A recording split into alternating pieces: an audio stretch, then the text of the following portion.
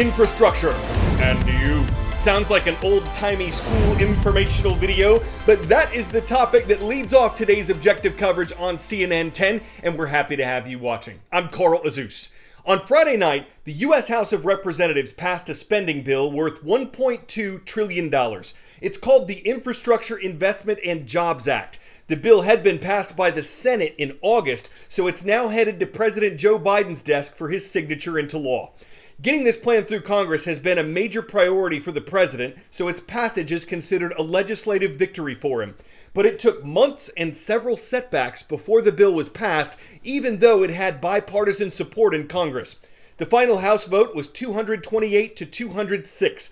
A majority of Democrats and a minority of Republicans voted for it, though a handful of Democrats joined most Republicans in voting against it.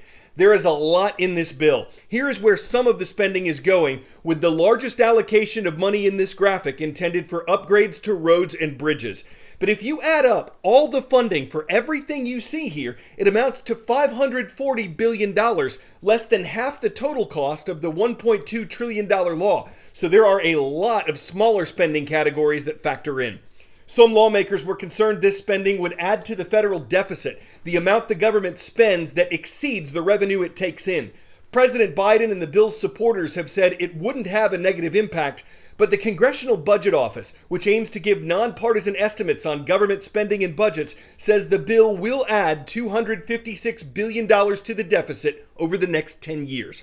Concerns about spending are one reason why the infrastructure bill got held up in Congress. There's another separate spending plan that the Biden administration wants passed. It's called the Build Back Better bill. It's focused on social programs like government-funded preschool, lower-cost childcare, money for low-cost housing, and more than $500 billion in spending on climate programs. That bill's planned cost is currently $1.75 trillion. But unlike the infrastructure bill, the social spending plan has no bipartisan support.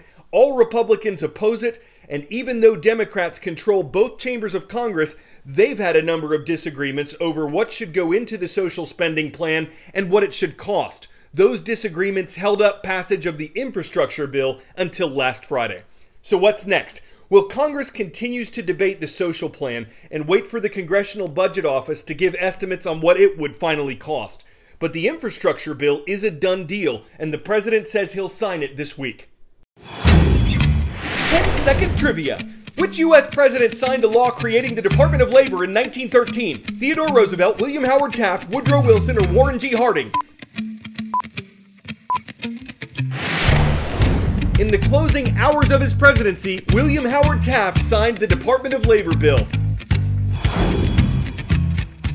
The Labor Department issues a monthly jobs report looking at the state of employment in America, and it has been on a roller coaster ride recently.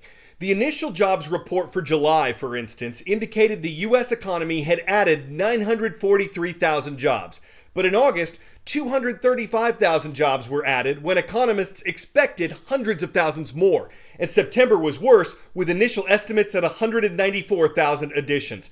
But the latest report with the numbers for October indicated an addition of 531,000 new jobs that exceeded economists' expectations. Analysts say America's decreasing COVID cases likely factored in here, so might have holiday hiring, and a government stimulus program that gave financial aid to people who weren't working also expired recently. Critics of that program say that prompted some people to go back to work. More possible reasons for the rebound. There's been a lot of different options. At a job fair in Charlotte this week, Dustin Jones was looking for a position requiring a commercial driver's license or in an office. Jones said he wanted a job that could hold if there's another shutdown due to COVID, and he was optimistic. This is the best time to go for job hunting. People are very desperate to hire. So as far as qualifying, there's a lot of paid training on the job. The U.S. Labor Department wholeheartedly agrees with Dustin Jones. It says the U.S. economy added a whopping 531,000 new jobs last month, about 80,000 more than economists had predicted. What this says to me is that the Delta variant is ebbing, more people have been vaccinated, and there is a lot of pent-up demand in the system post-COVID. People want to spend, and people are getting back to work. 22 million jobs were lost when the pandemic hit in March of last year, but since then, 18 million have been gained, a rebound of about 80%. The leisure and hospitality sector of the U.S. economy, which was hit hardest during the pandemic recession, is still about 1.5 million jobs short of its pre-pandemic level. But analysts say the latest job numbers indicate a healthy rebound for that sector. Leisure and hospitality, that's where obviously we saw some really big gains. But, construction, manufacturing, professional services, healthcare, all added very significantly. So all very encouraging. Really, the only part of the economy that didn't add to jobs was government. And analysts say certain demographics of people who re-entered the workforce recently are fueling this surge. Women were hurt especially badly early on in the pandemic, as you can imagine, because of the childcare crunch. And I think we're finally seeing women catch up. But overall, the American economy is not free and clear of the pandemic. You have supply chain problems that are leading to inflation and shortages. You have consumers worried about the price of gas, worried about the price of groceries. And at least one analyst is warning of what he calls a potential hard landing in the housing market. Mark Zandi of Moody's Analytics points out there's a shortage of affordable houses in America. House prices have skyrocketed in recent months. If interest rates go up to combat inflation, higher mortgage rates could really hurt demand for houses. It may not derail the economy, Zandi says, but homeowners could see some real declines in their house prices. Brian Todd, CNN, Washington. It's that time of year when you hear a whole lot about getting that extra hour of sleep as the U.S. falls back from daylight saving time to standard time. That happened on Sunday. It means it'll be dark outside an hour earlier, but it also means there'll be more light outside when we get up in the morning. Calls to stop observing daylight saving time seem to be louder in the spring when Americans have to move their clocks forward 1 hour and lose that hour of sleep.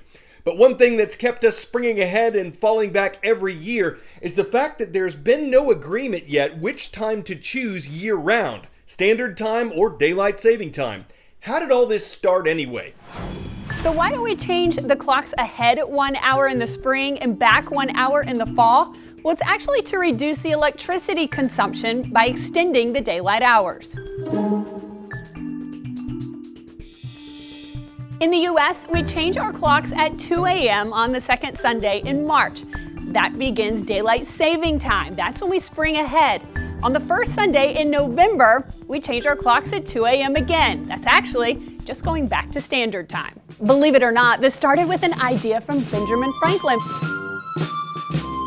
Franklin did write an essay suggesting that people could use less candles if they got up early and made better use of daylight. In 1918, the Standard Time Act established time zones and daylight saving time, but not all states participate. To this day, most of Arizona and all of Hawaii do not change their clocks. Over 70 countries across the world observe daylight saving time, with notable exceptions of China and Japan. In 2007, we actually changed the date of when we set our clocks back an hour to the first week in November. This helped protect trick-or-treaters by giving them an extra hour of daylight. One of the other lines of thinking was that we would have a better voter turnout on election years. Experts say each time you change your clocks, it's always a good idea to change those batteries in your smoke detector, and always look forward to fall when you get that extra hour of sleep.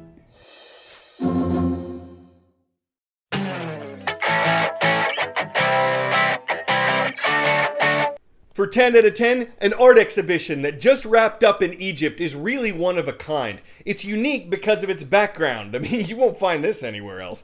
The exhibition was called Forever Is Now, and it featured large-scale sculptures and installations by 10 contemporary artists. Some of their works appear to incorporate their ancient background more than others. The whole goal was to blend the past and the present. Oh, some might not think it's worth the Monet to Van Gogh to a show like that. They might not Da Vinci the purpose or Rivera the modern methods if they believe in O'Keefing or leaving the pyramids cat alone. But for those who go Chagall into thinking the past and present rock well together, well, they'll see that just like with the pyramids themselves, there's a point.